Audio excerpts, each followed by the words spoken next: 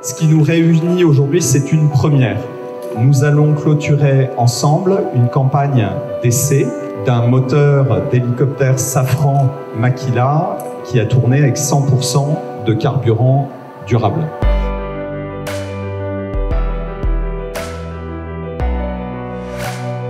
L'étape de ce jour, c'est une étape supplémentaire sur le chemin de la décarbonation. Aujourd'hui, nous sommes leaders des turbines à gaz de l'hélicoptère et donc il est évident pour nous que nous devons être leaders dans le déploiement des SAF dans notre industrie. Cette campagne d'essai, c'est un partenariat entre le groupe Safran et Total Energy.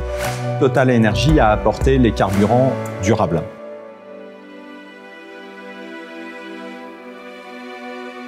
Nous sommes autour d'un moteur standard. Il a été modifié pour permettre l'intégration des différents points de mesure. Il n'a subi aucune autre modification.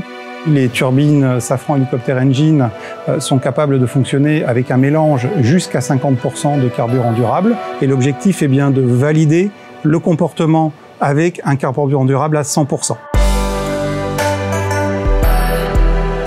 La stratégie de la décarbonation, elle a plusieurs piliers. Continuer d'optimiser les moteurs, l'hybride électrique et les carburants durables.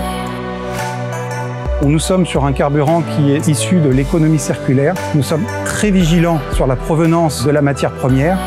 Nous sommes sur un procédé qui s'appelle EFA, à base d'huile de cuisson usagée et de graisses diverses et variées.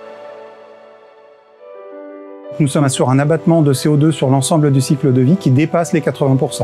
Nous constatons d'ores et déjà d'autres bénéfices collatéraux, une baisse très sensible du smoke number, c'est-à-dire de la fumée, une réduction au niveau du carbone et au niveau des dioxydes d'azote. Clôturer cette campagne d'essai, c'est une étape qui fait suite à d'autres étapes. Au mois de juin, on réalisait le premier vol d'un hélicoptère de secours avec des biocarburants. L'hélicoptère, de manière générale, est là pour aider les populations. Il est assez logique pour nous que notre contribution soit de l'accompagner avec un carburant développement durable. Donc un chemin qui vise à aller obtenir la certification des moteurs de Safran pour leur permettre d'accueillir 100% de carburant durable.